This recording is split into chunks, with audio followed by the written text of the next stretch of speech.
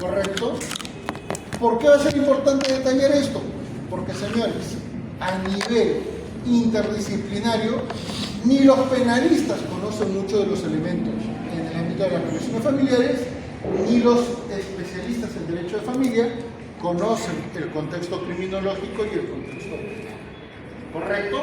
Entonces, elementos, por ejemplo, como el principio de legalidad, elementos como, por ejemplo, el principio y protección a la familia, el principio de dignidad, el contexto de definición de lo que significa un hecho de naturaleza criminológica, también puede significar un elemento de naturaleza procesal o de familia.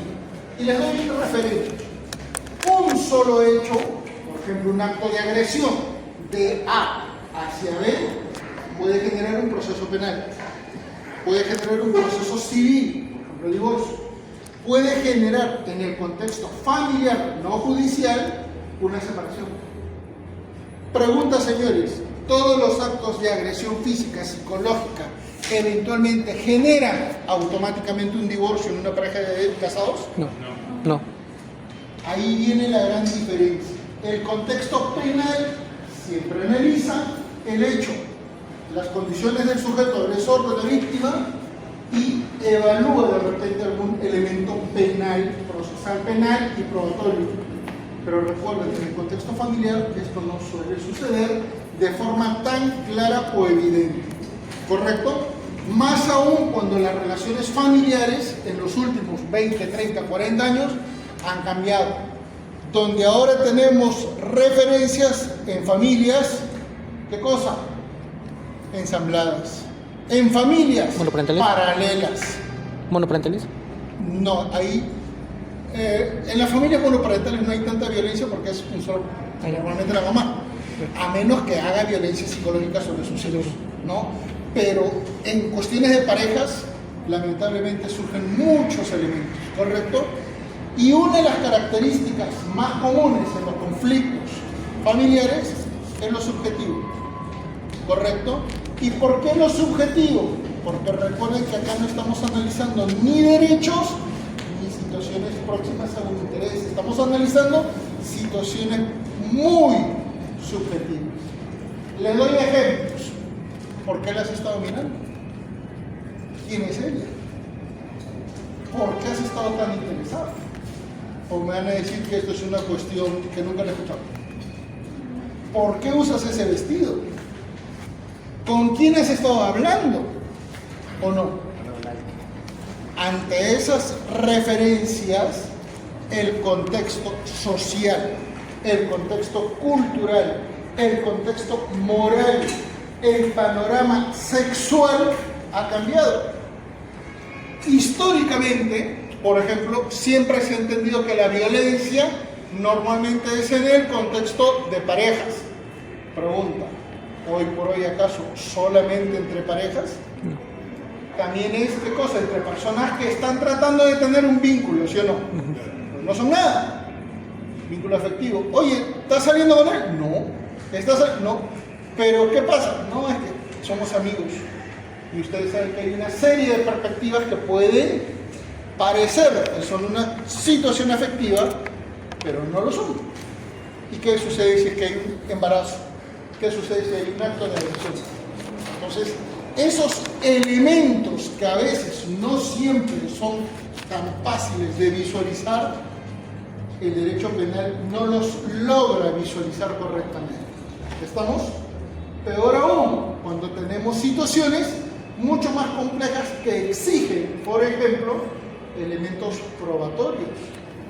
Hoy por hoy tenemos alienación parental, obstrucción de vínculo, tenemos situaciones de limitación de contacto entre progenitores provocados muchas veces por la acción e interacción negativa que se dan entre los progenitores, ¿correcto? Eso provoca problemas, por ejemplo, en el ámbito de las relaciones, que incide sobre todo en un tipo de daño que se llama padrectomía. Esto es la extirpación de una figura de un progenitor, generalmente el papá, de la vida de los hijos. ¿Correcto? también provoca otra serie de situaciones, como por ejemplo el contexto económico, la omisión de asistencia familiar. Peor aún, los contextos resultan ser tan disfuncionales que ese grupo de individuos en los años tienen sus propios grupos familiares. Los hijos que en su momento eran jóvenes, pequeños, cuando son adultos también comienzan a tener sus propios grupos familiares. Recuerden que en el Perú la prestación alimentaria es inclusive en la edad adulta, siempre y cuando estudien. Pero la ley no dice nada cuando, por ejemplo, un hijo o una hija adulta sigue estudios y está gestando o convive con su nueva pareja. La ley no te dice nada. Entonces hay una serie de problemas sociales que quedan muy cortos para el derecho penal, para el derecho constitucional, para el derecho de familia, para el derecho procesal, para el derecho pródigo. ¿Correcto? Una visión mucho más amplia de estos problemas a ustedes les va a ayudar no solamente a comprender un área del derecho de familia que está vinculada al ámbito penal, sino también a entender cómo desde una disciplina también antigua como el derecho penal es posible desarrollar al menos una especie de control social, una serie de situaciones de prevención y de acción ante situaciones lamentablemente muy nefastas. Nadie en su sano juicio puede decir que la violencia contra la mujer, contra poblaciones vulnerables, contra niños, contra adultos mayores, contra personas en situación de minusvalía o personas, por ejemplo, que forman parte de colectivos tipo LGTB, son afectados. Para nadie es un secreto. El problema es que no todos los países abordan de la misma manera un mismo problema. ¿Por qué? Porque las realidades son muy distintas. ¿Correcto? Los contextos sociales y también la manera de responder ante problemas sociales son muy variados.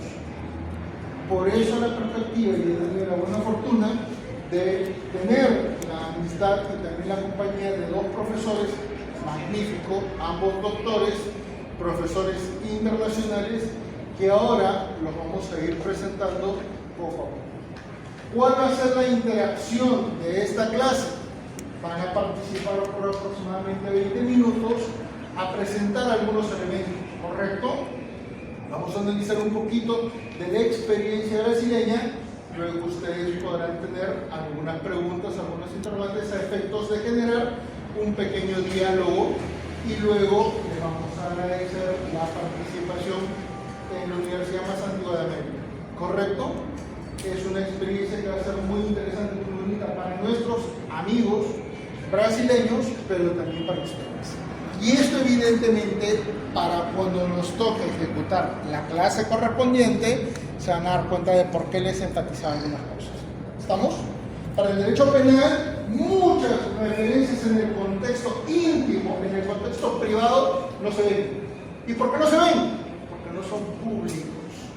En otras palabras, lo que queda de repente en el interior de un hogar, como no se hace visible, no se sabe si fue delito. Pero recuerden ustedes que la sociedad peruana ha ido evolucionando. Hasta el año 2004, las agresiones sexuales del esposo hacia la esposa en términos sexuales no era considerado delito. Hasta el año 2004.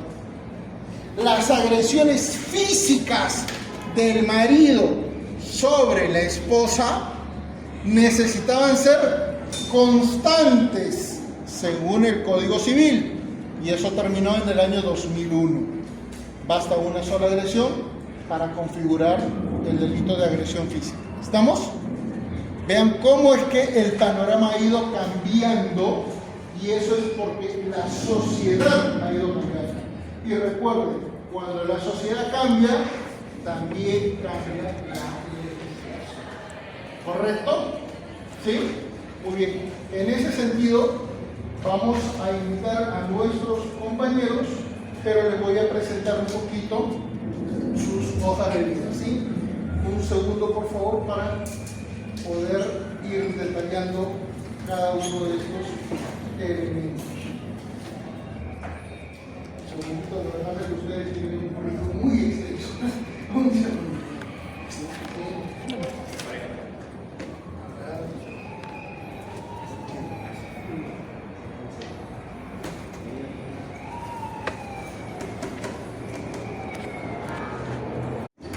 Barreto, vamos a darle la bienvenida a nuestro querido doctor, por favor, el doctor por la Universidad Federal de Bahía, y va a exponer violencia familiar en el ámbito y contexto brasileño. ¿Sí? Profesor, bienvenido a Santiago. Buenas noches, apreciados alumnos, señoras y señores. A mí me gustaría en primer lugar agradecer la preciosa invitación que hizo el profesor Manuel Bermúdez. Es un inmenso honor. Yo lo sé que es un motivo de inmenso honor para ustedes de estudiar en esta excelente, extraordinaria universidad, y de la misma forma para mí, ¿sí? Y para mi colega brasileño es un inmenso honor también estar aquí en la primera Universidad de las Américas, en esta excelente universidad. Una vez más, le agradezco muchísimo, profesor. Vamos a hablar un poco de uno de los temas esenciales hoy en Brasil, que es la violencia doméstica y familiar contra la mujer. ¿Y por qué este tema es tan severo, tan importante en Brasil? Porque hay algunas investigaciones científicas, algunas pesquisas que dicen que el Brasil ocupa la 5ª posición en el mundo de violencia doméstica y familiar. Apenas algunos datos que voy a pasar a ustedes. Por ejemplo, tenemos en Brasil una violación a cada 10 minutos. Una violación. Tenemos 200 millones de habitantes en Brasil, una violación a cada 10 minutos.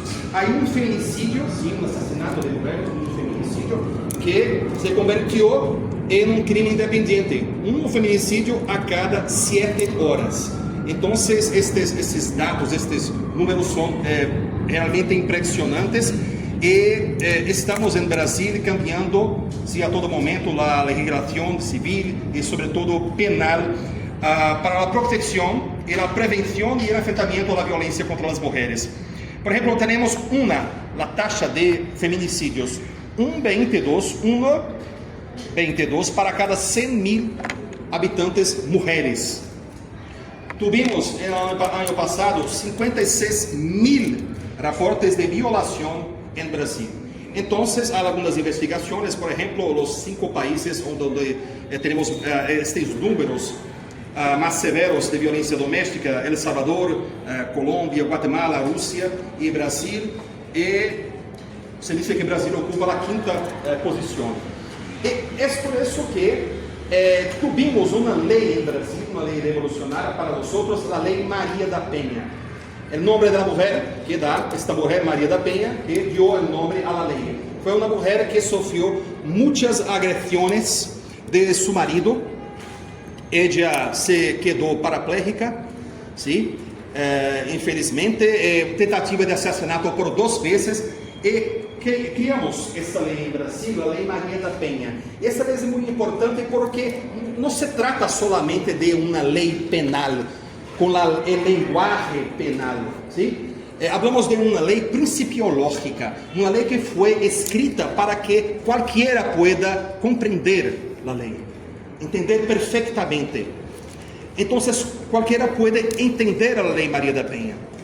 Y la ley no se trata puramente de las disposiciones procesuales, penales, no solamente, ela se preocupa en la definición.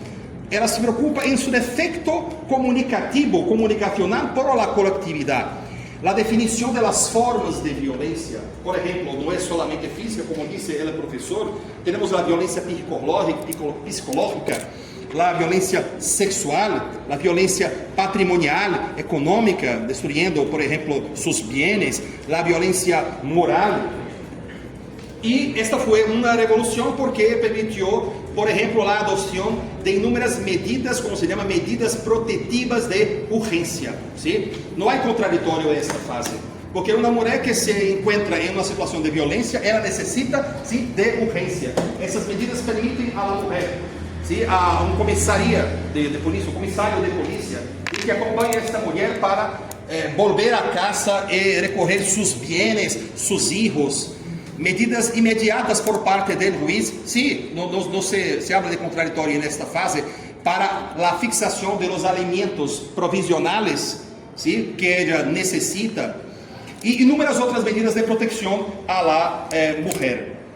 También suspensión de posse de arma, que habla la ley, alejamiento del agresor del domicilio, la prohibición de aproximación del agresor de la víctima, la prohibición de contacto con la víctima. Tenemos un dispositivo semejante en Estados Unidos, PFE, Protection from Abuse, protección from abuso, ¿sí? Se basó en este modelo americano. La prohibición de frecuentar ciertos sitios que la mujer frecuenta, por ejemplo, la iglesia, ele va a intentar aproximarse de la víctima, entonces hay inúmeras prohibiciones, y si esta persona, si este agresor se aproxima de la mujer, vamos a tener un ilícito, un crimen independiente, fixado por la ley María da Penha. Tuvimos también en Brasil, debido a estos números muy severos, la creación del primer tipo penal, porque todavía la ley feminicidio ya existía en 2015, el feminicidio en Brasil, pero decidimos criarlo como una modalidad. Tuvimos ayer, en el pasado, el feminicidio como una modalidad de homicidio cualificado, y ahora en el año pasado creamos el feminicidio como un crimen independiente. No tenemos pena de muerte en Brasil, no tenemos pena de prisión perpetua, son vedados por la Constitución brasileña, pero tenemos ahora el primer crimen con pena privativa de libertad de 40 años. 40 años, el máximo de pena privativa de libertad en Brasil. Hay un artículo en Brasil, el artículo 75 del Código Penal, que fixa el máximo de pena privativa de libertad, no puede ultrapasar 40 años. Antigamente 30 y ahora 40 por causa de la ley María da Penha. Entonces no se puede dejar las cosas como están. El legislador brasileño reaccionó y aumentó la pena de este crimen. 20 a 40 años el feminicidio, matar a una mujer, pero no solamente una mujer en cualquier situación, en la condición prevista en la ley María da Penha. ¿Y cuál es esta condición? Si este homicidio es relacionado a una relación íntima de afecto, ¿sí? O que exprese odio o discriminación a la condición de mujer, y estas situaciones. También tuvimos en Brasil, estamos creando varios tipos penales en los últimos años. Por ejemplo, la venganza pornográfica, es muy común, ¿sí? Lo que acontece en Brasil é muito comum. Então tuvimos este crime de venganza pornográfica, uma modalidade específica de extorsión, ¿sí? De conotación sexual. Por ejemplo, la pareja no acepta el fin de relacionamiento, ¿sí? Pero ellos habían tenido una intimidad, grabaciones de vídeos, etc., sin la venganza, y tuvimos recientemente en este año el aumento de esta pena. Teníamos más o menos 4 años de pena, y el legislador aumentou de 7 a 18 anos este crime, justamente porque isto ocorre de maneira significativa em Brasil. Outros crimes, por exemplo, a persecução, o stalking, ¿sí? En Estados Unidos, a persecução, e vários outros crimes, sobretudo de natureza sexual. A importunação sexual, ¿sí? Há certas conductas, por exemplo, que não são tão graves como a violação, pero que invadem o domínio de jus libertatis de la víctima, ¿sí? De intimidade sexual, certas condutas que foram enquadradas como en este novo crime 215 do Código Penal brasileiro. E apenas algumas outras informações, tenho várias informações, mas a mim me gostaria ouvir vocês também, de que se pueda fazer uma participação, que podamos ter uma participação, pero sobretudo a mí me gustaría hablar el punto más importante de la justicia brasileña en los últimos años. El Consejo Nacional de Justicia de Brasil, que es el Consejo Nacional de Justicia, es un órgano presente en la Constitución brasileña. Él es una función del Consejo Nacional de Justicia, la fiscalización del sistema de justicia, de aplicación de punición, por ejemplo, para los jueces, ¿sí? E inúmeras otras actividades. El Consejo Nacional de Justicia editó la recomendación 128 en el año 2022, creando el protocolo para el enjuiciamiento con perspectiva de género. ¿Y qué es esto? El protocolo para juzgamento, ¿sí? En perspectiva de género. ¿Y qué se trata? Trata-se de una gran normativa que visa a encorajar los jueces a enseñar, ¿sí? En los jueces, porque tenemos las escuelas de magistratura en Brasil, en cada estado brasileño, aprender-se a juzgar en una perspectiva de género. Porque eso es muy interesante, no hay un juez imparcial, no podemos hablar. Nosotros todos tenemos nuestras perspectivas, nuestras inclinaciones, estereotipos. Entonces, este protocolo fue implementado en todo el judiciario, justamente porque es algo que queremos negar, pero es difícil. Y está impregnado este machismo, ¿sí? Chauvinismo en Brasil de manera muy, muy fuerte. Y los jueces no son otros seres humanos, ¿sí? Son como nosotros. Tuvimos entonces el Consejo Nacional de Justicia esta recomendación, el protocolo con la juzgamento de perspectiva de género. ¿Y cuál es el objetivo? Superar justamente los estereotipos de género, superar las posiciones patriarcales por parte de los jueces, y podría darles inúmeros ejemplos de eso, ¿sí? En los juzgamentos, por ejemplo, en los crímenes sexuales. Y es común en Brasil, tuvimos inúmeras denuncias hasta el Consejo Nacional de Justicia, y un juez se aproxima de una mujer que fue víctima. Esta es la víctima. Y el juez pregunta: ¿y por qué estabas caminando con estas ropas? ¿Y por qué estabas hasta esta hora de la noche? Entonces, esta tendencia a criminalizar la víctima, lo que se llama una revictimización de la víctima. Y eso es prohibido. Y si un juez actúa de esta forma, él puede ser sancionado en Brasil con inúmeras penalidades graves.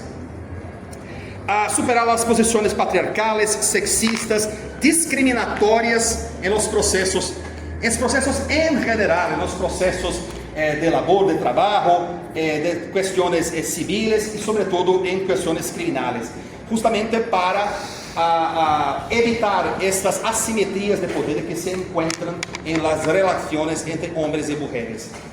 De cierta forma es algo, ¿sí?, revolucionario. Estaba hablando eso, por ejemplo, esa conferencia en China. Fue difícil para ellos comprender un poco eso. En Japón, por ejemplo, una sociedad muy, muy cerrada, la misma legislación de crímenes sexuales. En Japón, tuvimos ahora una otra ley de crímenes sexuales en Japón de 2023. Era la misma de 1913. Entonces, 100 años no cambió. Esta nueva ley fue aprobada, ¿sí?, con mucha reacción negativa por parte de los hombres. ¿Sí? Eso representa, sí, una limitación de la libertad de ciertos hombres de agir. Entonces, con muchos protestos, pero esta ley, de manera tímida, fue aprobada en Japón, por ejemplo, y con la creación de algunos tipos penales. Ahora, imagina explicar ciertos tipos penales nuevos como esos que tuvimos en Brasil en ciertas sociedades que son más cerradas. Y amigos, mi intención es de hablar poco para que pueda hacer una participación que pueda tener, es lo más importante, la participación de ustedes y también de mi colega Walter.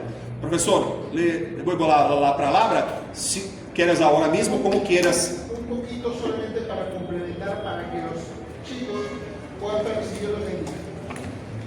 El doctor ha mencionado para la equivalencia peruana, Consejo Nacional de la Magistratura.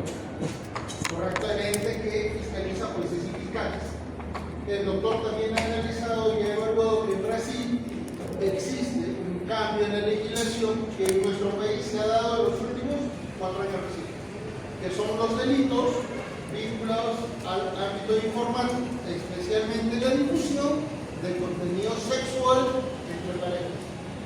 Eso se llamaba la venganza del ex, ese es el término que en el ámbito penal, ¿correcto? Que es cuando una relación termina, una de las parejas difunde los videos justamente para afectar.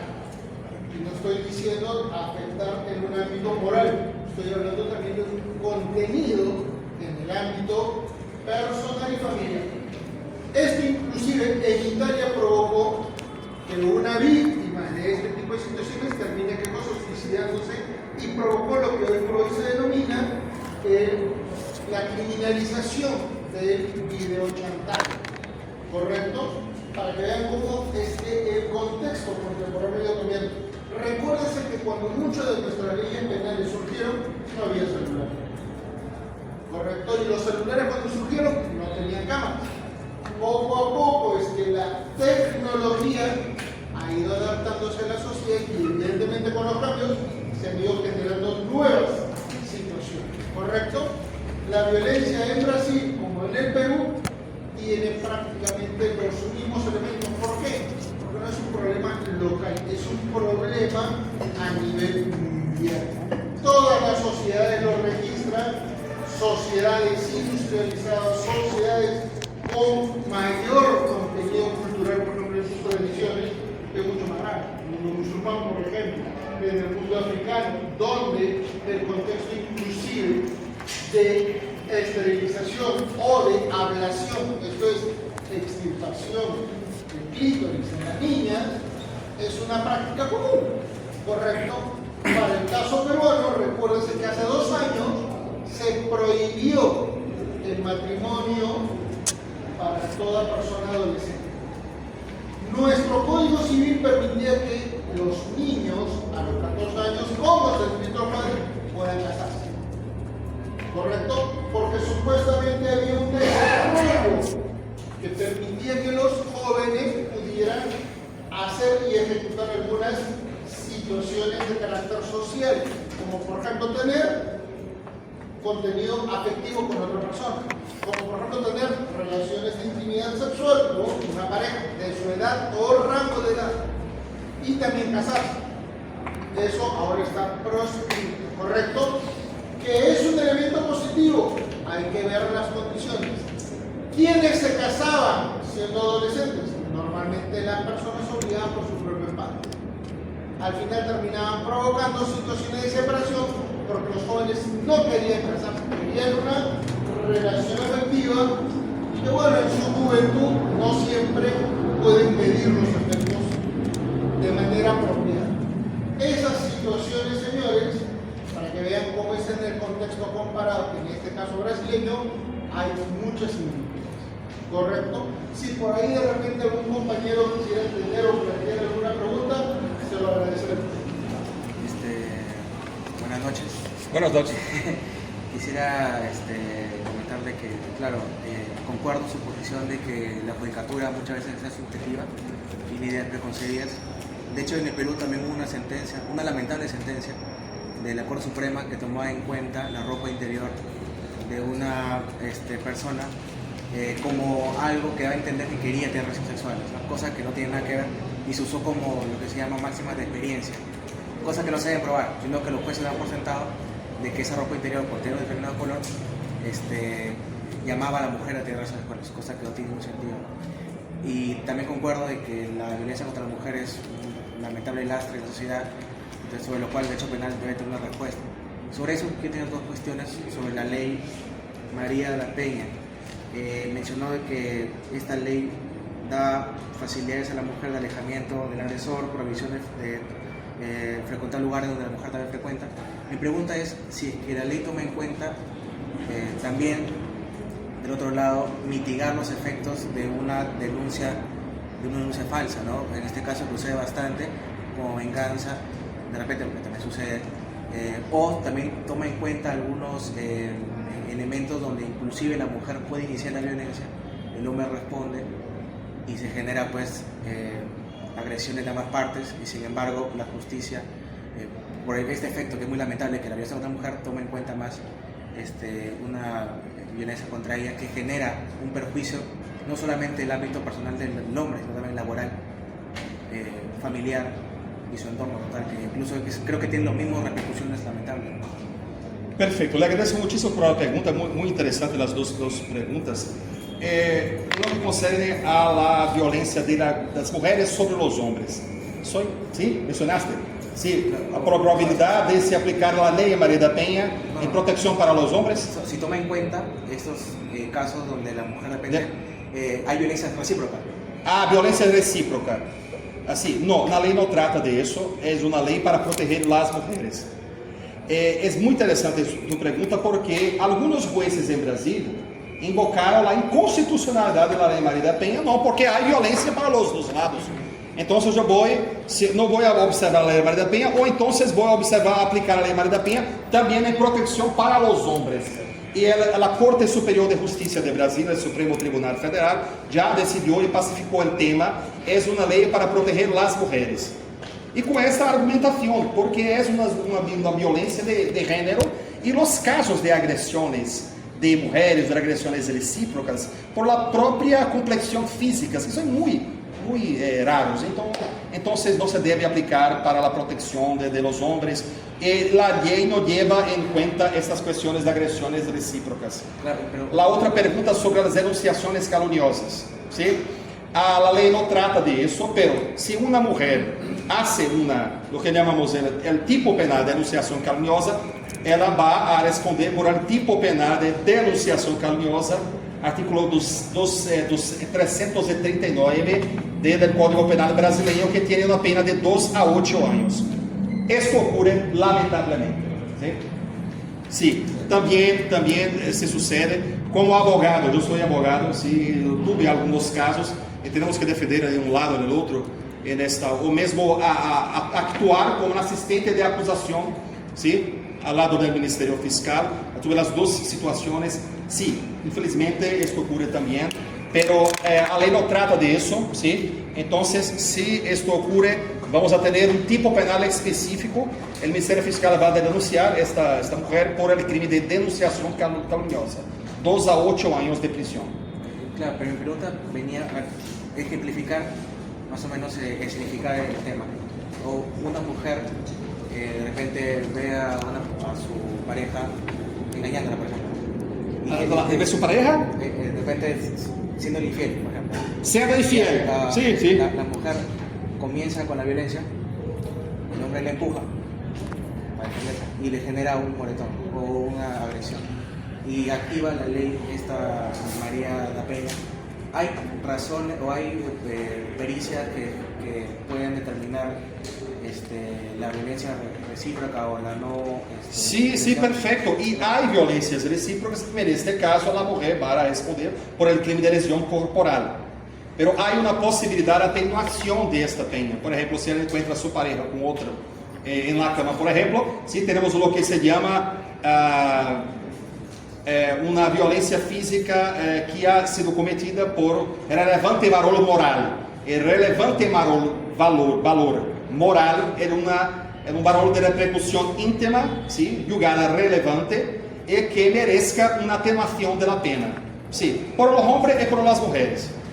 ¿Sí? Si una persona se encuentra en esa situación, pero no a matar, no se habla más hace 30 años en Brasil de legítima defensa de honra, no existe más, pero es una condición penal de atenuación de la pena.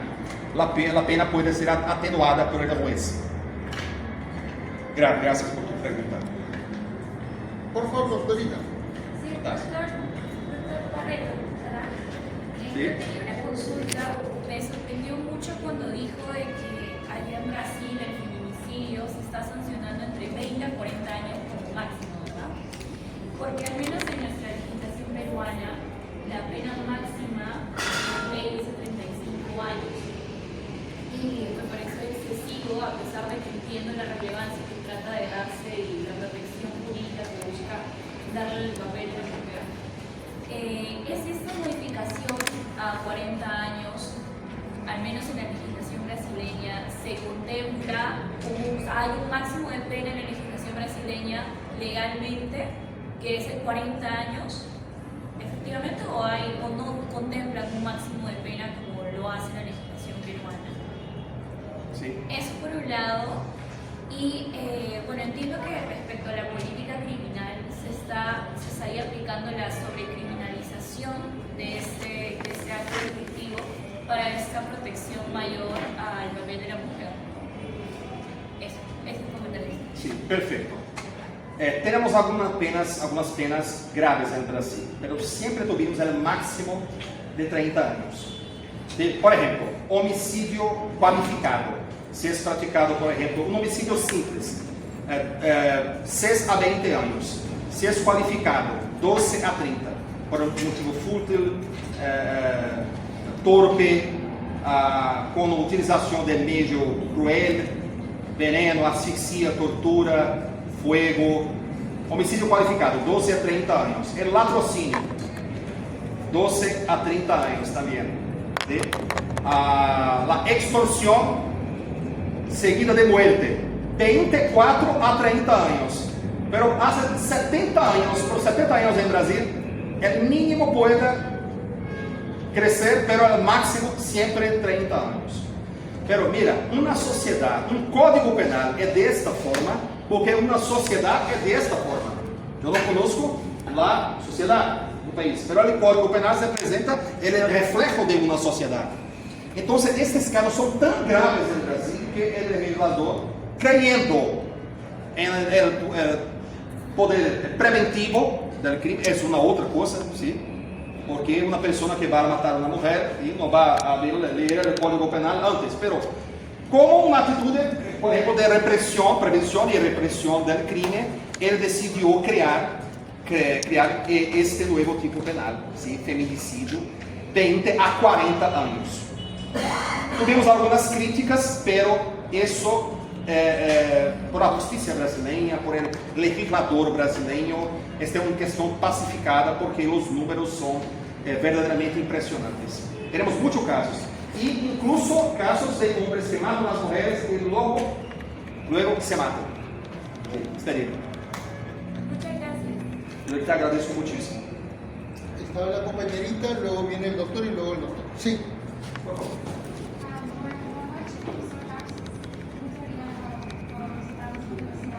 Brasileiro? Brasileiro? Perfeito! Perfeito! Perfecto.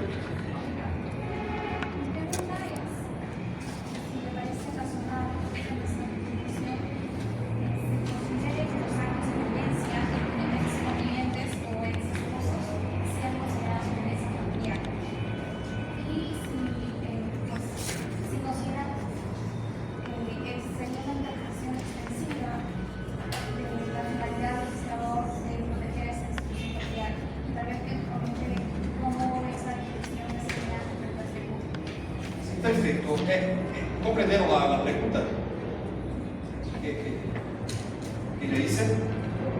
Sí, puede ser muy importante tu pregunta. Si me permites, ¿puedes hablar un poco más alto? Sí, claro. Yo preguntaba al profesor Tarsis si, como nuestra legislación considera como violencia familiar a la violencia realizada por ex convivientes, ex esposos. Entonces, me preguntaba si considera si es una intervención excesiva o qué otra comentario que pueda dar y pues cómo está la legislación brasileña. Muchas gracias. ¿Por qué yo pienso que no es excesivo? Porque justamente una violencia de género, el hombre se aprovecha de la situación de un relacionamiento. Por ejemplo, es más fácil practicar actos de violencia. Te doy un ejemplo. Yo tengo una pareja, terminé el relacionamiento, no puedo, ella no me deja más entrar en la casa, en mi habitación. Hay una orden judicial, sí, pero él es mi amigo, él no sabe que hubo ese rompimiento, ¿sí? Él llegó fácilmente de mi habitación, puedes abrir la puerta, ¿sí? Yo aprovecho de las facilidades de una relación íntima de afecto para cometer el crimen. Es mucho más fácil. Es mucho más fácil volver a frecuentar los mismos sitios que ella frecuenta. Entonces hay una limitación muy masiva a la esfera de intimidad de una víctima. Esa es la razón por que el feminicidio es definido como un homicidio practicado contra la mujer en condiciones íntimas de afecto, o entonces que represente un acto de odio indisciplinado a una mujer. Entonces, eso que es la legislación es adecuada en este caso. De nada. Doctor, muito obrigado. ¿Qué tal? Buenas noches, doctor. Mi pregunta es, bueno, entiendo que en Brasil, por ejemplo, yo he visto muchos videos acerca de favelas, y en las favelas se suele hacer reuniones, fiestas en la favela, en la calle, donde hay una alta participación de mujeres y de niñas incluso, de edades de como 12, 13 años. Mi pregunta va relacionado a cuál es la edad en la que una niña o un adolescente se considera que puede prestar su consentimiento para acceder a tener relaciones. Por ejemplo, en el Perú es a partir de los 14 años. 14 años, la misma cosa en Brasil. La misma cosa. Pero esa pregunta es muy interesante porque siempre fue así. Desde el Código Penal brasileño, que data de 1940, el Código Penal brasileño. Tuvimos varias modificaciones e tuvimos algumas iniciativas de alguns diputados federais que intentavam reducir esta idade para 12 anos, pero se mantuvo em 40 anos. 14.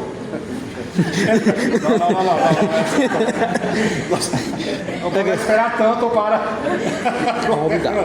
Pero de 14 anos, ¿sí? Pero, por contrário, os jueces tinham soluções um pouco criativas para flexibilizar este límite legal. Por exemplo, e como? Com base em quê? Com base no direito, por exemplo, porque temos um estatuto de los niños, dos adolescentes e dos niños de Brasil de 1990, que diz que um niño tem idade de 12 anos, então temos um conflito de normas, conflito aparente de normas. Então, alguns jueces diziam, não, se pode flexibilizar porque os niños não podem ter sexo, hacer sexo, pero os adolescentes se pueden. Entonces tenemos un límite entre 12 y 14 años. ¿Cuál es la interpretación que tuvimos? Si tenemos un acto sexual con una persona hasta 12 años, la presunción absoluta de violencia. Iuris tantum. Iuris et de iuri. Pero de 12 a 14, iuris tantum. Presunción relativa.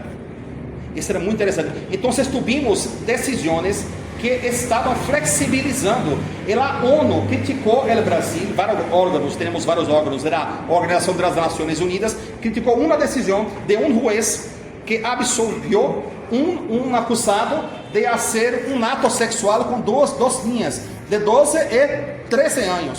É o que se passa, Brasil, etc. Então, qual foi a reação do legislador brasileiro? En el año 2009, el legislador mantuvo los 14 años. Hizo una gran reforma de crímenes sexuales y mantuvo. Entonces, las Cortes Superiores de Justicia decidieron, si el legislador tuvo la oportunidad de bajar esta edad mínima y decidió mantener esta edad, esta es un mensaje muy claro para toda la colectividad de que no tiene actos sexuales con menores de 14 años. Estupro de vulnerable. Violación de vulnerable. La violación es el delito general con las personas a partir de 14. Abajo de 14, violación de vulnerable. Pena 8 a 17 años. 8 a 17 años de prisión. Y poco importa el consentimiento. ¿Sí? Sí. Un detallito, solamente para efectos de que vean que esto siempre tiene un antecedente. ¿Se habrán dado cuenta que en Brasil y en Perú 14 años? Sí. ¿Saben de dónde viene ese límite de esa edad? ¿México? No. No es Código Civil francés 1804, no. Esto viene de una tradición de 26 siglos. Ah, Roma. Desde la época de los romanos. Y en el siglo VI después de Cristo, Justiniano lo compiló y está en las institutas. 14 años. ¿Por qué? Porque a los 14 años los núbiles y los célibes, varones y mujeres, ya pueden casarse. Por eso que a nivel histórico todos los países reconocen el rango de los 14 años. ¿Correcto? Ahora ustedes dirán, 14 años son muy chicos. Bueno, hace 26 siglos, 14 años ya eran adultos completos. A los 30 años eran ancianos. 50 años eran divinos, porque el contexto era totalmente distinto. Pero a los 14 años, y ese es el rango general. Por eso es que muchas legislaciones reconocen ese patrón. ¿Correcto? Es porque todas las sociedades reconocen siempre un factor importante. Se llama costumbre. ¿Correcto? Costumbre. Muy bien. Doctor, seguía usted y luego el doctor. Sí, bueno, que tengo dos preguntas, pero antes quisiera hacer un comentario de lo que acaba de decir. Justamente dijo de que hace 26 siglos aproximadamente ya eran adultos para justamente considerarse pubers, pero eso, como creo que lo mencionó en su clase de sucesiones, de que ello se debía porque la sociedad romana era una sociedad militarizada y de que necesitaban justamente, mientras más posible sea en menor corto tiempo, a soldados que se vayan literalmente a morir en la guerra. Entonces, en ese caso ya no era tanto por una necesidad necesariamente de una, no sé, una, digamos, función procreativa, sino más bien una función de militares. Lo que sucede es que las sociedades evolucionan. Hay dos tipos de fuentes en el universo, ¿correcto? Las sociedades comerciales, que hay dos, Caral en Lima, 5.000 años antes de Cristo, y Jordania, Petra. El resto de sociedades ha crecido con una característica, violencia. ¿Estamos? Si había una comunidad de 100, esta comunidad perecía ante una comunidad de 500. Pero esa comunidad de 100 podía avasallar una comunidad de 50. ¿Correcto? Por eso que los romanos fueron una sociedad militarizada. ¿Y cómo podían crecer? Teniendo soldados. Los soldados son los únicos fieles a la patria. ¿Correcto? Por eso que, por ejemplo, uno de los delitos más antiguos en el mundo, ¿cuál es? La deserción. Es uno de los delitos más antiguos del mundo, ¿correcto? Por eso que ahí la deserción no es perdonada por nadie, ni siquiera por el Estado, ¿correcto? Muy bien. Por eso que la sociedad romana buscaba ¿qué cosa? Que sus militares tengan hijos, porque podían morir. Pero cuando se hicieron cada vez más poderosos, morían menos. Ese es el gran detalle. Y por eso es que normalmente a los 14 años se casaban, de las nupcias pasamos a matrimonio y de ahí comenzamos a tener muchos hijos. Ya cuando la sociedad prosperó, evidentemente había más hijos, mayor cantidad de población y se fue generando. Pero el rango general para pasar de niños que no tenían derechos a algo que era importante para el Estado, ciudadanía. ¿Y eso cómo se logra? A través del matrimonio. Es más, en nuestro país y también en Brasil, cuando los jóvenes se casan, son adultos automáticamente, ¿o no? Justamente por ese patrón de referencia romano. ¿Vieron cómo es que los contextos siempre se repiten?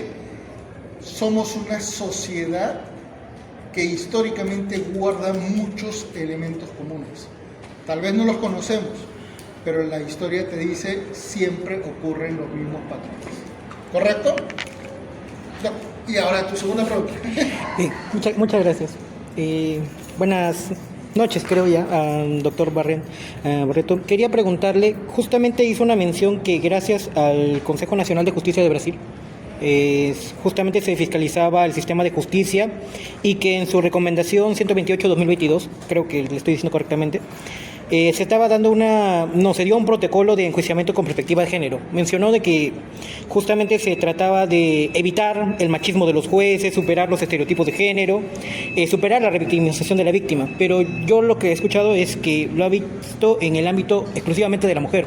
Quería preguntarle si eso también podría ser para justamente personas transgénero, que también es un tema creo que muy tocado en Brasil. Y esto lo menciono porque he escuchado dos casos en los cuales... Perfecto, se aplica, sí. También para en varias cuestiones, sí, para las mujeres, las personas transgénero. Sí, seguro.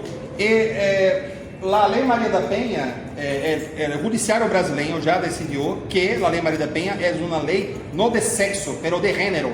Então, os transgêneros podem ser vítimas e invocar a Lei Maria da Penha, as medidas protetivas e preventivas de violência em favor de elas.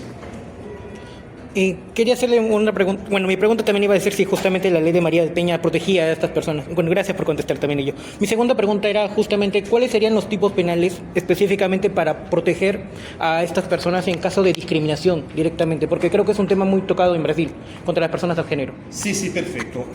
Este é um tema extraordinário porque não temos um tipo penal específico. E por quê? Porque o Congresso brasileiro es muy conservador. El Congreso brasileño es muy conservador.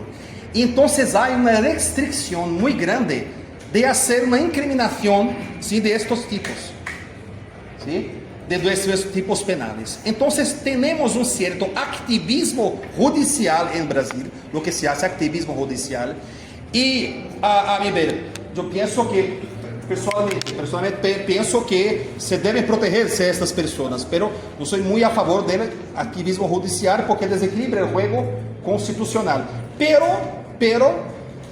fue una medida que se convirtió necesaria de acuerdo con la Corte Suprema de Justicia de Brasil, de hacer equiparaciones y hacer analogías, mismo que se trate de una analogía para criminalización, pero de hacer una analogía de este tipo penal con el tipo penal de racismo.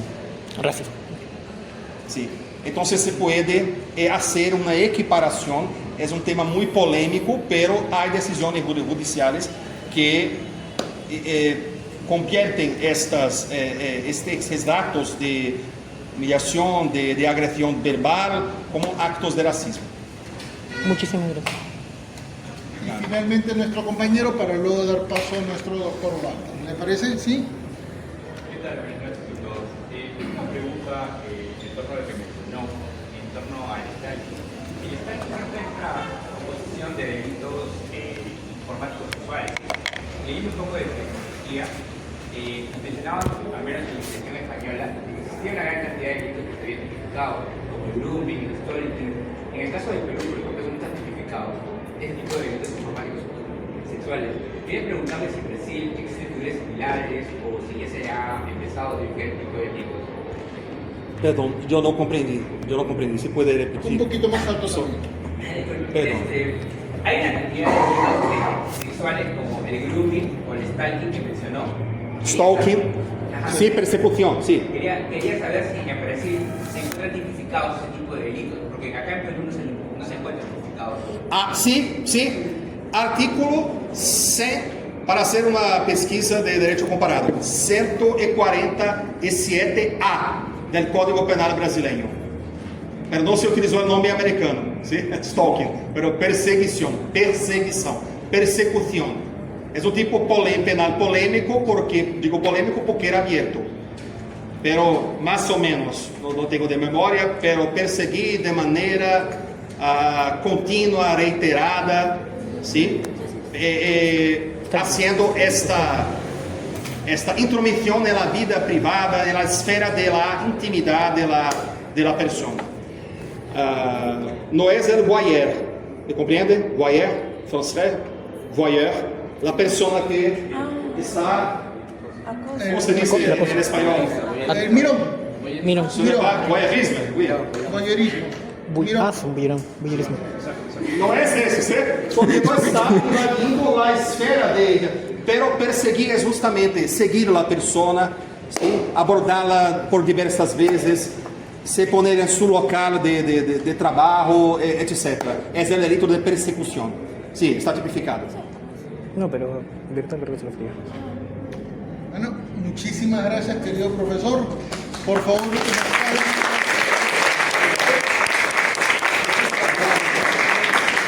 y ahora vamos a dar pase a nuestro doctor Walter, por favor.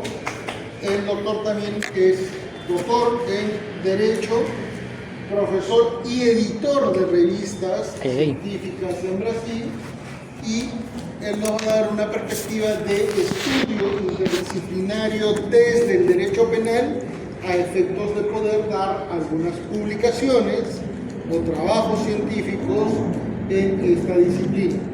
El doctor tiene una vasta experiencia en el ámbito docente, en el ámbito académico, en el ámbito de investigación, así que con ustedes va a ser una experiencia bastante interesante. Muchísimas gracias. Encantado.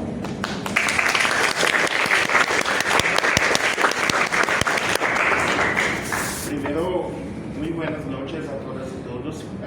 Perdónenme mi portuñol, porque hace mucho que no hablo español, pero como profesor Manuel me comentó para ustedes, yo quiero hablar algunas cosas, pero antes de hablar en específico la cuestión de las publicaciones, de las oportunidades que vosotros pueden tener en Brasil, yo quería hablar un poco más de esta ley de María da Penha que el profesor Tarses hizo mención. ¿Por qué? Porque incluso María da Penha, el caso que nombró la ley, es un caso del Estado. ¿Y por qué fue un destaque en Brasil lo que ocurrió con María da Penha? Porque en realidad ella llevó su caso al Sistema Interamericano de Derechos Humanos, ¿sí? Antes del caso de María da Penha, hubo muchísimos casos en Brasil de mujeres a donde se intentaron cometer feminicidio, pero en su caso en específico, como comenté, ella llevó al Sistema Interamericano de Derechos Humanos. En el año de 1983, su esposo intentó por 2 veces matarla y ella entró en la justicia en contra de su esposo y tardó 15 años para la justicia de Brasil prolatar una sentencia que incluso no condenó el esposo de María da Penha.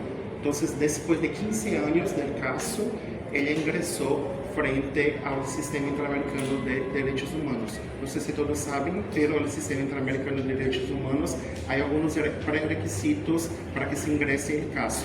Entonces, solo después de pasar 15 años, ella ingresó con el caso frente al Sistema Interamericano de Derechos Humanos y la Comisión Interamericana de Derechos Humanos, eso en el año de 1998.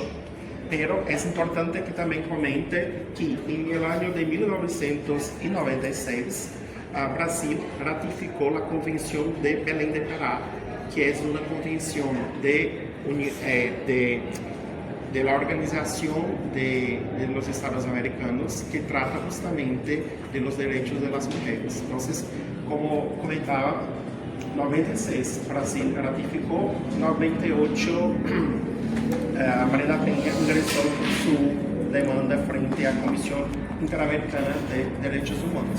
Incluso también en 1998 Brasil reconoció la jurisdicción de la Corte Interamericana de Derechos Humanos, pero el caso de María da Penha no fue después remitido a la Corte Interamericana de Derechos Humanos porque hubo una negociación del gobierno de Brasil con la víctima, María da Penha. Entonces el caso no fue remitido a la Corte Interamericana de Derechos Humanos. Entonces el caso se cerró el año de 2001 en la Comisión Interamericana de Derechos Humanos y el año de 2006 se aprobó la ley que el profesor Tarses hizo mención en su charla, ¿sí? Entonces, desde 2001, nosotros tenemos en Brasil esta ley, la ley María da Penha, que trata, como ha dicho antes mi amigo, no solo cuestiones relacionadas al derecho penal, incluso con algunas modificaciones frente a nuestro Código Penal, pero también algunas cuestiones relacionadas al derecho civil, al derecho de familia, incluso también con unos cambios de nuestro Código Civil, que es del año de 2002, ¿sí? El compañero hizo algunas preguntas sobre la cuestión si la ley sería aplicada a casos de personas transgénero. Como el profesor Tarses hizo mención, sí, en Brasil se admitió algunos casos de aplicación del caso María da Penha, la ley, disculpe, María da Penha, frente a cuestiones relacionadas a personas transex, pero los jueces en general no aceptan casos relacionados a barreras homosexuales de personas cisgênero. Que sí, que hay una diferencia. Personas transgênero, como comenté, sí, que se acepta, se utiliza la ley María da Penha, pero incluso como la ley no es clara, no hace mención a personas transgênero, hay una discusión en algunos veces porque algunos quieren aplicar si hay una resignación en específico. Si la persona no está resignada, algunas veces no quieren aplicar la ley María da Penha. Y como he dicho, si es una barrera homosexual, pero cisgénero, tampoco se aplica la ley María da Penha. ¿Vale? ¿De acuerdo? Y como, disculpen mi voz, pero estoy un poco enfermo. Pero también, como comentó el profesor Tarsis, la cuestión es que no solo aspectos trata de aspectos civiles, pero por ejemplo, hay algunas cosas, es muy común, no sé la realidad de Perú, pero es muy común en el caso brasileño, que a veces la mujer sufre violencia psicológica y violencia financiera, a veces vive su sustento, ella por ejemplo una mujer que no trabaja y todo como digo en español, su sueldo es del esposo. Lo que pasa es que cuando se aplica la ley María da Penha, incluso se puede determinar el pagamento de una pensión para la víctima, que es algo también un poco como polémico en la ley. Se separa el caso, si hay algunas restricciones, como el profesor Tarsis comentó, que el esposo no puede ir en los mismos sitios, etc., pero también la justicia puede determinar el pagamento de pensión a la mujer hasta que se finalice el caso. También a la cuestión de convivencia con los hijos, varias cuestiones de derecho de familia se implican después. Se aplica la ley María da Penha. ¿De acuerdo? Y la cuestión que el profesor comentó sobre las publicaciones, ¿sí? Tanto yo como el profesor Tarsis, nosotros somos profesores en Brasil de un máster y un doctorado en prestación jurisdiccional y derechos humanos, que es un programa de posgrado que se imparte en la Escuela Judicial del Estado de Tocantins en asociación con la Universidad Federal de Tocantins. Nosotros en nuestro programa de posgrado tratamos de temas relacionados a los derechos humanos y cómo se aplican algunos temas de derechos humanos, algunas discusiones de derechos humanos dentro del sistema de justicia. Y ahí incluso también hay dos revistas científicas en nuestro programa de posgrado. Incluso el profesor Tarsis es el director de una de las dos revistas científicas que tenemos ahí en nuestro posgrado. Tanto yo como el profesor Tarsis también impartimos clases en otras universidades. Por ejemplo, yo no soy de Tocantins, pero yo soy de un otro estado que se llama Ceará. Y en el estado de Ceará nosotros tenemos también muchas revistas científicas que hay también la posibilidad, caso alguno del profesor Manuel tenga interés para publicar algo que sea de derecho penal, derecho civil, cualquiera de los temas.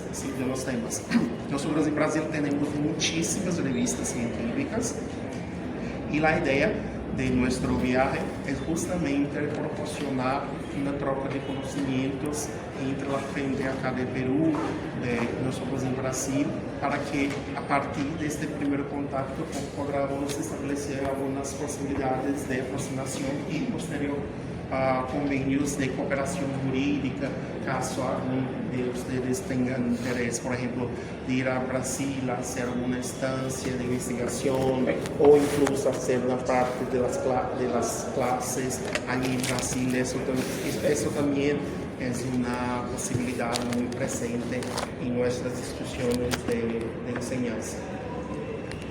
Quanto a la cuestión de las publicaciones, no sé si acá en Perú, si ustedes ya han publicado algo en revistas como esa cuestión del incentivo dentro de la Facultad de Derecho para que los alumnos hagan la investigación científica, como es acá en la institución, en la universidad. La Facultad de Derecho tiene una revista que se edita anualmente y recopila los números a lo largo del año y la publica en el número siguiente. O sea, los de este año van a salir en el próximo año. Ya tenemos como 80 años. Así.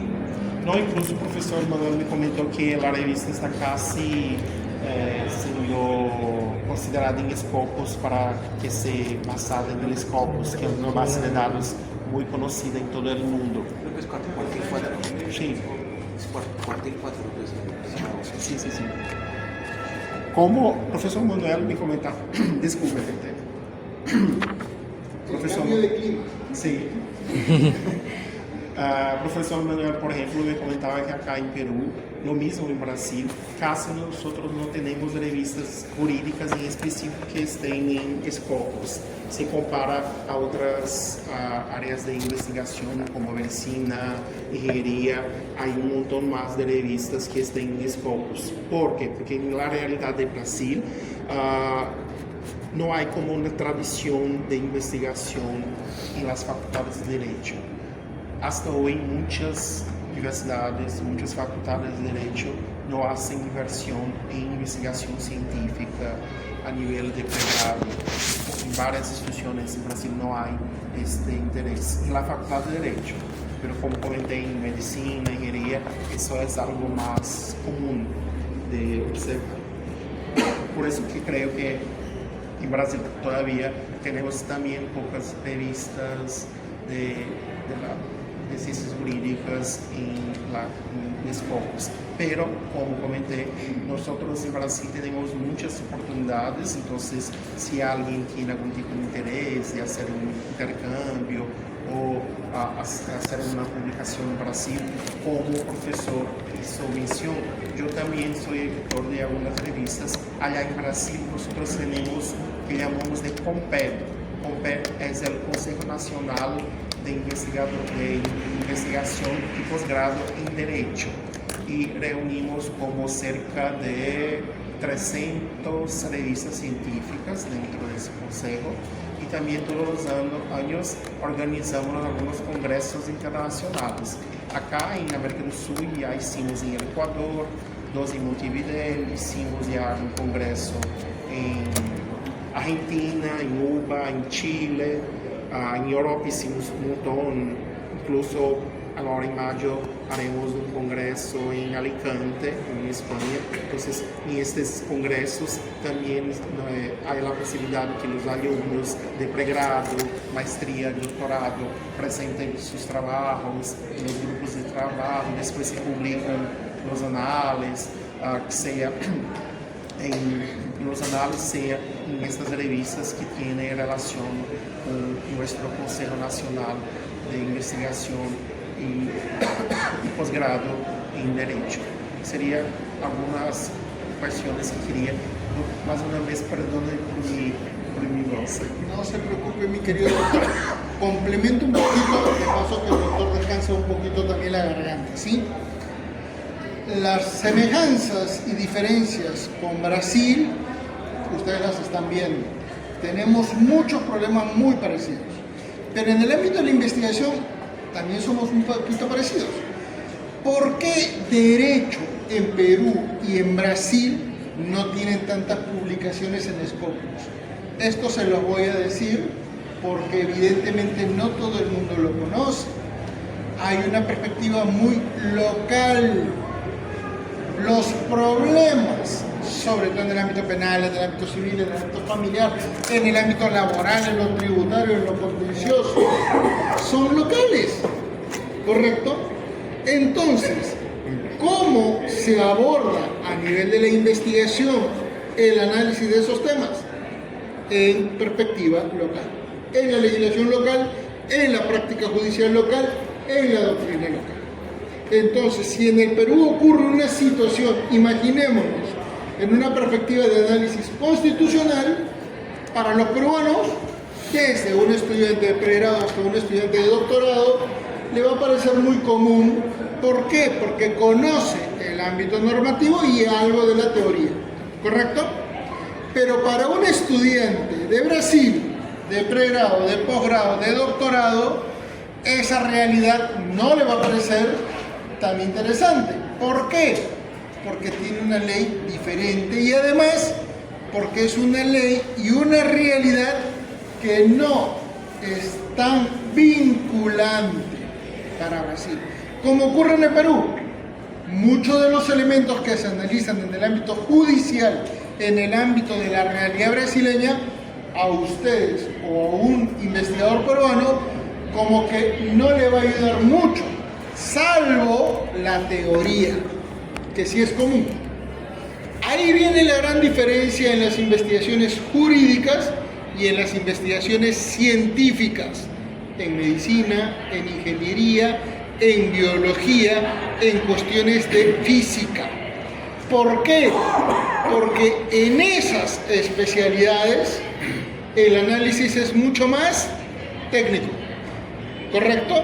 Se demostró un patrón, se registró o se acreditó una nueva situación, se validó una fórmula, se concretizó una teoría. No hay más. Lo puede leer un peruano, un brasileño, un americano, un africano, un asiático. Por eso es que normalmente en el mundo las revistas que tienen mayor indización, esto es en Scopus y en otras bases de datos, son las revistas de medicina. Después de las revistas de medicina, las revistas de biología, ¿correcto? Después las revistas de ingeniería. Después las revistas vinculadas a humanidades, letras, literatura. Y muy por debajo las jurídicas. No porque estemos mal. Recuerden que los abogados somos lo máximo. ¿Ah? Pero vemos problemas locales, ¿correcto? Vemos una realidad que además es temporal. Recuerden que muchas de nuestras leyes pueden cambiar en el mediano y corto plazo. ¿Sí? Vean, por ejemplo, cómo ha cambiado violencia familiar. Se aprobó la última gran norma, 2014. Hasta el día de hoy van 28 cambios normativos. De la norma original prácticamente no queda nada. Y eso ocurre también en Brasil, eso ocurre también en España, eso ocurre también en Italia. ¿Por qué? Porque somos parte de la misma tradición. ¿Cuál es esa tradición? La romano-germánica, canónica, francesa. En otras palabras, nosotros como sistema legal respetamos y nos basamos en la ley, principio de legalidad. ¿Estamos? En cambio, otros modelos, sobre todo el más conocido, es el Common Law, basado en la práctica, en el derecho consuetudinario, en la costumbre, en la jurisprudencia. Ahí tienen otro sistema, ¿correcto? Pero recuerden, el mundo anglosajón, ¿de dónde vino? Del mundo romano. Lo que pasa es que los ingleses siempre tienen un buen marketing. Ellos creen que han inventado el derecho en Europa, ¿ah? Pero es al revés. ¿Estamos? Eso ya se los voy a explicar en su oportunidad, pero vean que en el contexto de la investigación ahora sí hay grandes diferencias. Brasil, si ustedes revisan a nivel de rankings internacionales, de 10 universidades latinoamericanas más importantes, Brasil tiene 4. ¿Ya no ganar? Brasil tiene 220 millones de personas. Sí. 220, nosotros 33. Como que la diferencia es notoria, ¿no? No, y territorio. Y Brasil tiene 12 millones de kilómetros cuadrados. Más de 12 millones. Perú tiene 1 millón. Bueno, pero en un momento en el siglo XV nosotros fuimos todos Sudamérica. Perdón, Alguna vez fue. todito Sudamérica, o sea, desde Panamá hasta Tierra del Fuego. Pero bueno, ahí estaba San Marcos. Entonces, sí, acuérdense. Pero las diferencias son notorias, ¿correcto? Brasil tiene muchísimas universidades porque tiene mucha población. Vean ustedes que hay estados, porque tienen un sistema federal con universidades y un sistema universitario muy fuerte. Río de Janeiro, Sao Paulo, Rio Grande do Sul. la verdad tienen mucho. Quien les habla, yo he sido profesor en la universidad, en la Pontificia Universidad Católica de Sao Paulo y en la Universidad San Bernardino de San Paulo. Fui a dictar, estaba hablando en portugués y me dijeron, doctor, no se preocupe, hable castellano. ¿Han visto que los doctores hablaron en castellano? Se les entiende muy bien, ¿sí o no? Sí. ¿Ustedes creen que Portuñol, en mi caso, no ¿Ustedes creen que un profesor peruano iría a Brasil a hablarles en portugués? No. No, es más. En Sao Paulo me dijeron, no se preocupe, si quiere, hable en portugués, hable en francés, hable en alemán, en castellano, o si quiere en inglés. Le dije, no, ahí no más. Pero vean la diferencia, ¿correcto? Ahora, señores, para los próximos 10, 15 años en el que ustedes van a tener posgrados, sugiero, vayan a Brasil. Tienen sistemas de becas, tienen sistemas de posgrados, tienen sistemas muy buenos. ¿Y por qué? Porque aunque parezca increíble y aunque suene un poquito, no sé, medio especial, Brasil está mucho más cerca de Europa que nosotros. De Sao Paulo a Río a Europa son 4 horas, 5 horas. No, un poco más. 6 horas. Nosotros para Europa somos 12. ¿Vieron la diferencia? Entonces, esa situación hace que mucho en Brasil tenga mucha proximidad con Estados Unidos, con Europa. Y eso significa mayor tecnología, mayor desarrollo, mayor cultura académica. Por eso les digo, señores, si pueden, conozcan Brasil, vayan a Brasil. No crean que es una cuestión muy difícil. El brasileño es muy amable, es muy alegre, es además muy amigable. Somos muy parecidos. Es más, les comento un hecho. Perú y Brasil nunca han tenido guerra, por si acaso. Con todo lo demás nos odiamos, pero con Brasil nunca hemos tenido guerra. Para que se den cuenta. ¿Estamos? Entonces, la relación siempre ha sido buena, siempre ha sido cordial. ¿Correcto? Pero yo les digo, siempre averigüen, porque además, en términos económicos, Brasil es también mucho más cercano. Sí. ¿Estamos? Ahora, eso que el profesor comentó, nosotros ahora en Brasil, el Ministerio de Educación está haciendo unos programas de becas para latinoamericanos. Entonces, por ejemplo, creo que el año pasado, nuestro programa de posgrado, tuvimos como 3 becas para alumnos latinoamericanos. ¿Cuántos alumnos han israelí? 0, porque nuestro posgrado no es tan conocido en Latinoamérica y no tuvimos candidatos a las becas de máster. Y de verdad les digo, yo tengo muchísimos amigos que han conocido Brasil, se han graduado maestría y doctorado en Brasil y me dicen, Manuel, el nivel de exigencia es muy parecido a Europa. En Europa se les reconocen los grados brasileños y en el Perú pues prácticamente vienen con un nivel muy alto, así que es recomendable. Ahora les comento otro detalle. En el Perú muchos peruanos estudian en Europa, pero sus estudios no necesariamente son en universidades de gran nivel, ¿correcto? Todo el mundo conoce las universidades top, las universidades históricas, las universidades más o menos significativas, pero cuando ustedes ven la hoja de vida, sale universidad que sí puede ser conocida, que sí puede tener, pero miras el ranking mundial, puesto 500, puesto 700, puesto 1000. Brasil tiene universidades que están entre las 200 primeras, la diferencia es notable. Correcto, así que por favor vean esa oportunidad porque a nivel de vida eso significa también un cambio positivo en ustedes. ¿correcto? Ir a estudiar a otro país en otro idioma le cambia la vida.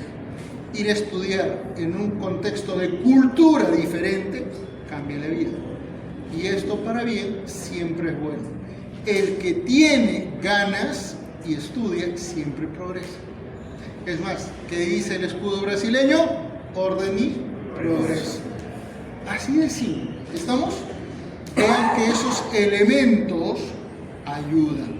Y en el ámbito de las investigaciones científicas, Brasil no te pide que sus textos sean traducidos al portugués o al inglés.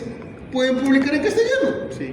Como les acabo de decir, ellos hablan castellano. O sea, vean que es interesante, que es positivo, que los intercambios pueden ser muy fluidos y ya de por sí ustedes tienen un contacto, una referencia, y esto evidentemente en la medida en la que ustedes ya están por egresar el próximo año, también les conviene porque pueden seguir una maestría o un doctorado.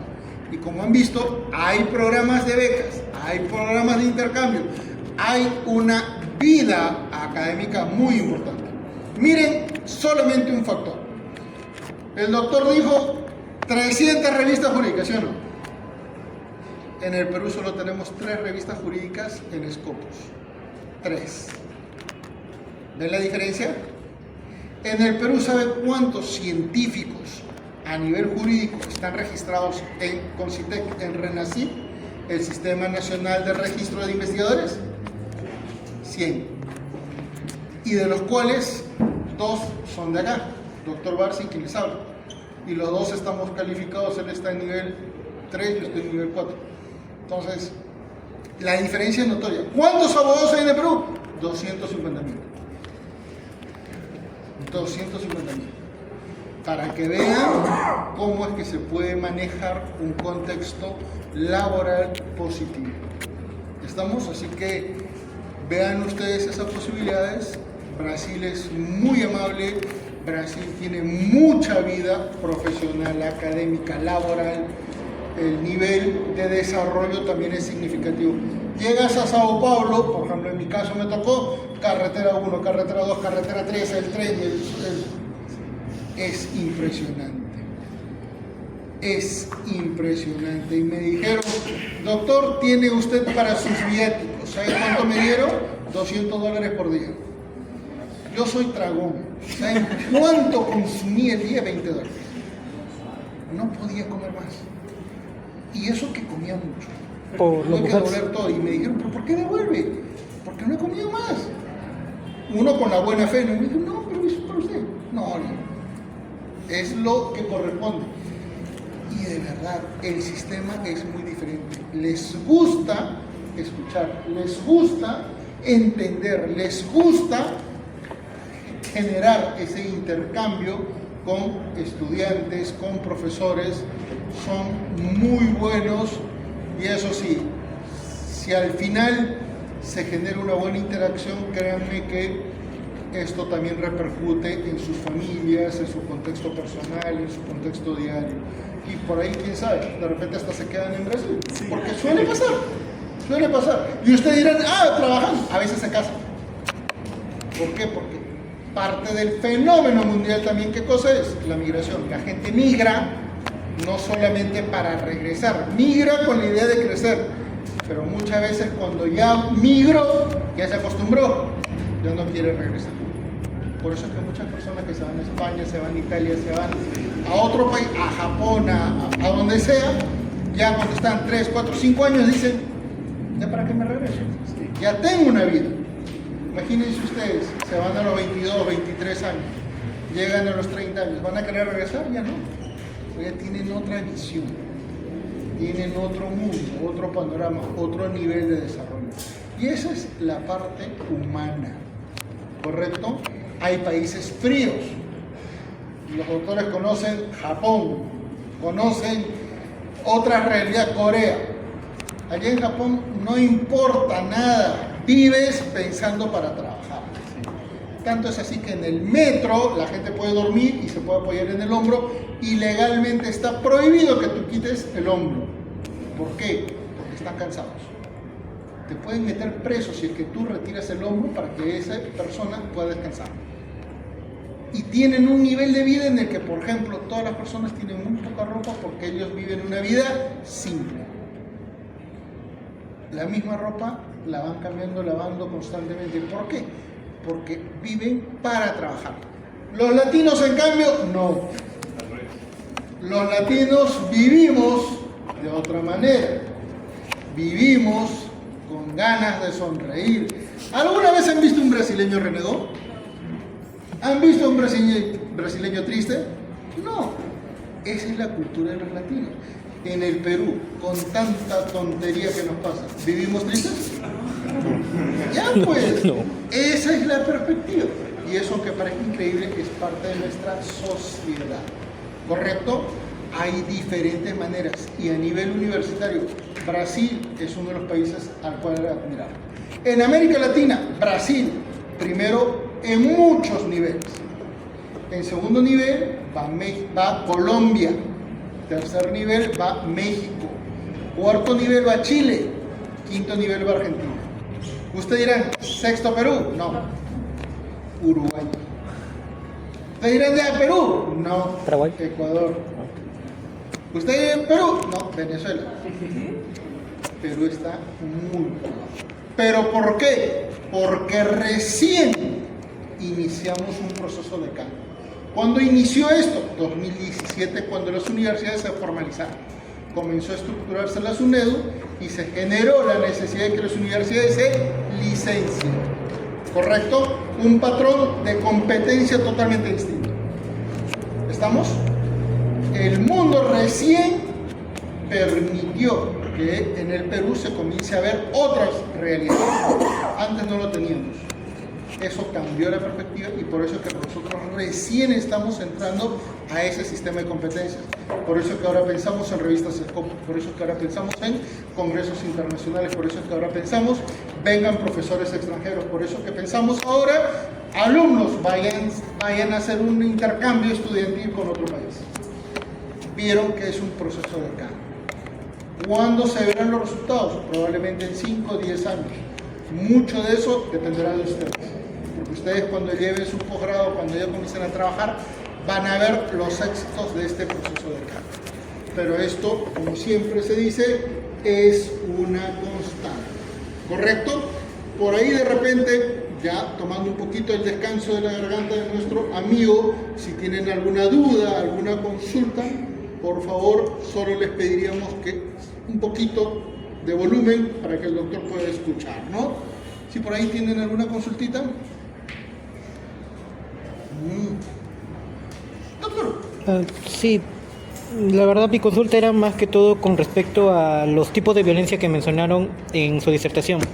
Mencionaron violencia psicológica, moral, financiera y física. Sí. Justamente la que más me interesaría es la moral y la financiera, puesto que en nuestra codificación la violencia psicológica y la violencia física es considerado causal de divorcio. Causal de divorcio. No sé si en Brasil las 4 tipos de violencia serían causal de divorcio, porque la financiera y la moral no es considerada en la normativa peruana. Sí, sería considerado, sí. En Brasil, lo que pasa, la cuestión tanto financiera como psicológica, antes de la ley Mariana Peña no era considerada y no había una tipificación o algún tipo de formalidad cuanto a la acusación del esposo que esté haciendo algo en contra del psicológico o el financiero de su esposa, pero después de la ley Mariana Peña sí que se considera y es uno de los factores que sí, que también en el ámbito civil se puede hacer la separación. Tengo una pregunta. En el Perú, si bien es cierto, a nivel de ley penal, la violencia moral y la violencia financiera no están tan específicas, sí la podemos hacer algún nivel de equivalencia con lo que significa el artículo 333 del Código Civil, imposibilidad de vida en común. ¿Correcto? Pero recuerden, una cosa es el contexto penal y otra cosa es el contexto familiar. En el contexto penal, si denunciamos esto, podemos seguir casados. ¿Correcto? La víctima denuncia al agresor, pero eso no significa que se divorcie. Ese es el detalle. En cambio, en el ámbito familiar civil, sí puede haber divorcio, pero recuerden, no va a haber una condena. Doctor. Sí, justamente mi siguiente pregunta era con respecto a ello. Me quería preguntarle si en esos beneficios que le dan, mejor dicho, una medida cautelar a favor de las mujeres en el contexto de violencia, se le facilitaría en todo caso hacer un trámite de divorcio obteniendo ya justamente una sentencia por temas de agresión, porque Sí. Justo le comento ello porque en Perú creo que son dos procesos diferentes. O bien tienes la condena, pero eso no inmediatamente te produce el divorcio. Tendrías que esperar 3 años más o vaya a ser el tiempo que desee el sistema judicial en que justamente consigas ya separarte del matrimonio. Sí, lo que pasa, por ejemplo, a depender lo que se hace en el proceso criminal cuanto a la cuestión de la ley, a la aplicación de la ley María da Peña, lo que pasa que, por ejemplo, cuando se va en el ámbito civil, si hay alguna condena con base en la ley María da Peña, el trámite es más célere y se proporciona el divorcio frente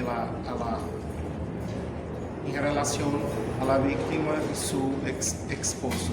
Y una cosa también que creo que es importante, incluso creo que tú también preguntó, o él, la cuestión, por ejemplo, al revés, si el hombre, por ejemplo, si la mujer, por ejemplo, puede intentar, con base en la ley María da Peña, aprovechar la situación o, sí. ¿Qué pasa, por ejemplo? Disculpa. Que hay algunos casos, incluso algunos casos conocidos en Brasil, a donde no tuvo una agresión por parte del hombre, pero por varias razones la mujer incita, llama el caso, la ley María da Peña para tener un tipo de provecho. Por ejemplo, muchos concursos en Brasil, si hay algún tipo de condena por la ley María da Peña, el hombre no puede asumir, por ejemplo, el cargo. Hay, por ejemplo, un caso que se quedó un poco conocido de una persona que era de las Fuerzas Armadas de Brasil. Tuvo una discusión, él cambió su vivienda y dejó la esposa en la habitación, en la casa, ¿sí? En el piso. Después, ella intentó aproximar otra vez de su esposo y en la recepción del nuevo piso, este chico de las Fuerzas Armadas, ella simuló una agresión. Ella ha sacado un vidrio y ha puesto acá y llamó a la policía hablando que fue su esposo. Pero para la suerte de este chico había cámaras de grabación y han visto que no era una agresión en específico como ella estaba hablando, porque incluso en la grabación ella dice: mira, ahora tú vas a salir de las Fuerzas Armadas porque con mi agresión tú no tendrás más tu cargo en las Fuerzas Armadas. Entonces estas cuestiones generan algunas críticas hasta hoy en relación a María da Peña. María da Peña todavía está viva, hay un instituto María da Peña, incluso también hasta hoy su esposo va en la tele, intenta hacer como que la María da Peña no sea como una víctima, pero dice que se fue una manipulación del proceso, etc. Pero sí que hay algunas discusiones hasta hoy en relación al caso María da Peña y consecuentemente la ley María da Peña. Muchísimas gracias. Por ahí de repente creo que sí. Sí, tengo dos preguntas. La primera es con... Un poquito más alto, ¿no? La primera es con respecto a la presentación anterior. Fue respecto al tema de la pena que se está poniendo en el delito de feminicidio en Brasil, sea de 40 años, incluso se puede meter a 50, de 60 años. Eso es, el derecho penal actúa después del delito. No sé si hay programa social que pueda trabajar de manera preventiva en Brasil con respecto al feminicidio y violencia contra la mujer? Y la segunda pregunta, con respecto a su presentación, usted comentó de que a las mujeres, cuando utilizan el mecanismo de María de la Peña, tienen un sueldo que parte de la pareja. Sí. Ese sueldo es de carácter restaurativo. Cuando ellas eventualmente hagan una denuncia penal, eso está incluido dentro de la acción civil o es algo excluyente, es aparte. ¿Cómo es eso? Cuando hay, en el ámbito penal, se separa el esposo de la mujer, sí. Incluso no pueden más cohabitar juntos. Hay algunas restricciones, como el profesor Tarsis comentó, que no puede estar en los mismos espacios que su esposa, etc. Y ella después tiene que ingresar en la justicia, por ejemplo, y eso independientemente si está o no separado después. Pero hasta que se tramite la cuestión incluso de la separación, la justicia ha concedido una pensión hasta que después, hasta el fin del matrimonio. ¿Por qué? Porque en algunos casos la mujer depende financieramente del hombre. Entonces, cuando él sale, que fue por diante de la ley María de la Peña, cuando él sale de su cohabitación, no había ningún tipo de pago hasta que se tramitara la cuestión del divorcio. Pero ahora, claro, la ley no hace falta que se espere hasta eso. Entonces, la justicia después determina un pago todos los meses hasta que ponga en fin el proceso, el procedimiento de separación del casado, de la pareja. Y la primera pregunta, los Tarsis, eu tinha feito uma pergunta para o senhor. Não, eu tinha perguntado em relação a essa questão do feminicídio. O senhor tinha comentado da questão da pena máxima, das mudanças quanto à pena. E aí ele tinha perguntado se há algum tipo de programa de prevenção no Brasil em relação a esse feminicídio. Ya les he oído hablar de justicia restaurativa, ¿sí? Justicia restaurativa para la composición del daño. El Consejo Nacional de Justicia brasileño incentiva la aplicación de la justicia restaurativa, pero no aconseja en estos casos de que involucre el hombre y la mujer en una situación de violencia, justamente para evitar la revictimización de la mujer. Pero una de las medidas que pueden ser aplicadas para el hombre isoladamente, ¿sí? Es hacer que él haga obligatoriamente para tener un uso de violencia doméstica, ¿sí?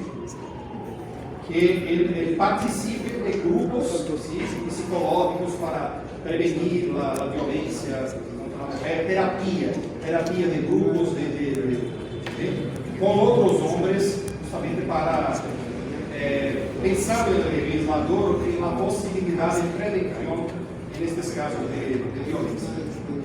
Esto es decir, algunos jueces a esta posibilidad obligan al hombre a frecuentar ciertos cursos. Esto hace parte de la medida de la pena. ¿Sí?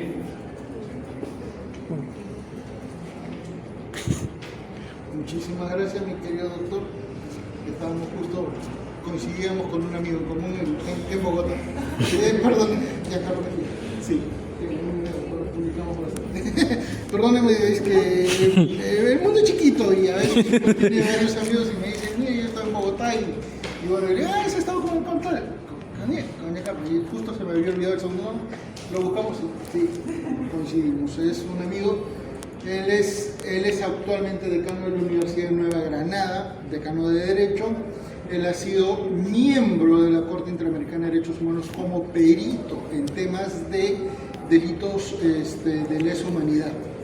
¿Ya? Y con él hemos trabajado 2 publicaciones a nivel Scopus, que está vinculado a la guerra Rusia-Ucrania. Para que vean que este profesor no solamente ve temas de familia. Ahí está. Entonces, muchísimas gracias a nuestros queridos amigos de Brasil, muy agradecidos por estas participaciones. No van a ser las únicas, recuerden que esto es una cuestión de constancia, por ahí el mundo nos va a volver a ubicar, a encontrar, evidentemente vamos a ampliar nuestras fronteras amicales, profesionales, personales, académicas, y démosle un atento saludo de despedida a nivel de aplausos para que